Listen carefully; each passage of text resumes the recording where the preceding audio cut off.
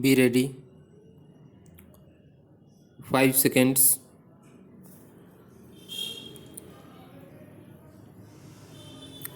Start.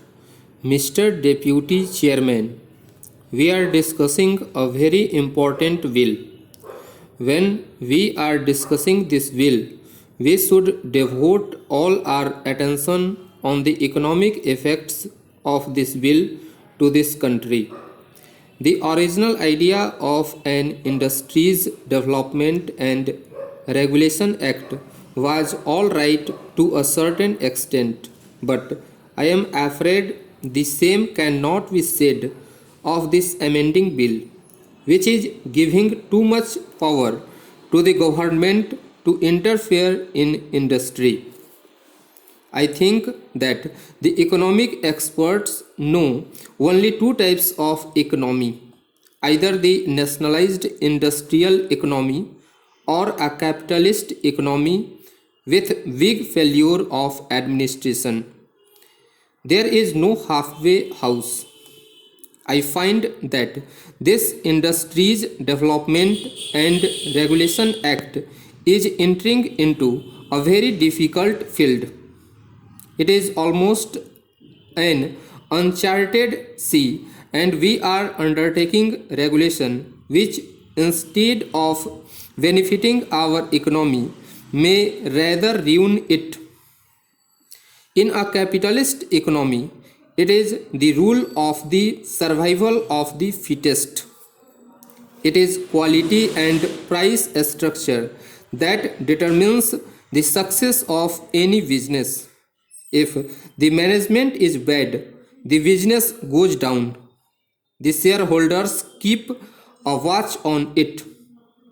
On the other hand, in a nationalized industry, in a planned economy, the government thinks of the total requirements of the economy as to how many industries are required to produce any particular goods and whether the industries are spread out properly in the various parts of the country, having regard to the raw material easily available.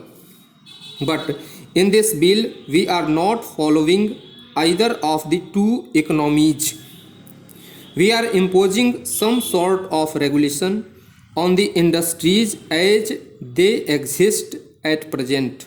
Therefore, I submit that this type of regulation, instead of saving our economy, will surely go against any kind of progress.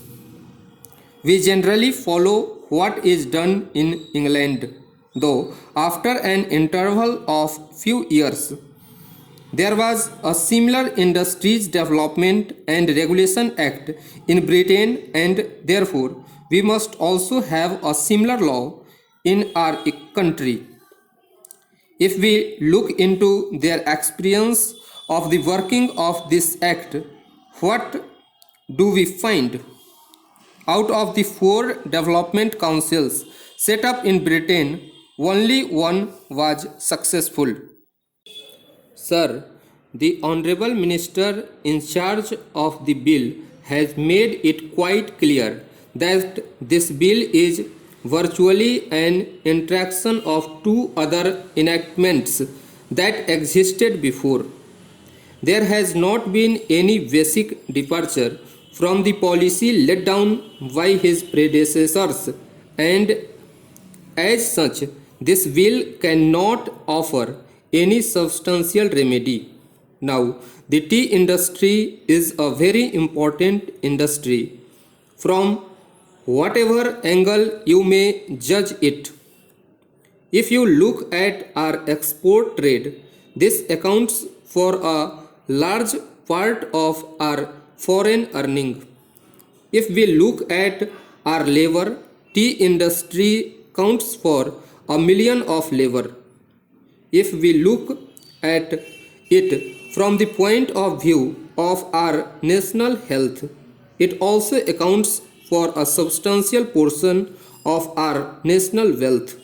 Now, tea industry, as has been pointed out by the previous speaker here, is under the domination of the British, and this fact has also been accepted by my honorable friend on the other side of the house who just finished his speech. Now, one has to follow the logic of one's argument. The tea industry has been deliberately kept in the hands of the British, and they have not shown any intention whatsoever to help the Indian interests. You know it very well that here we have Indian interests on the one hand and the British interests on the other. The point about such interests should not be dismissed in that cynical fashion in which it has been dispensed with by the Honorable Minister.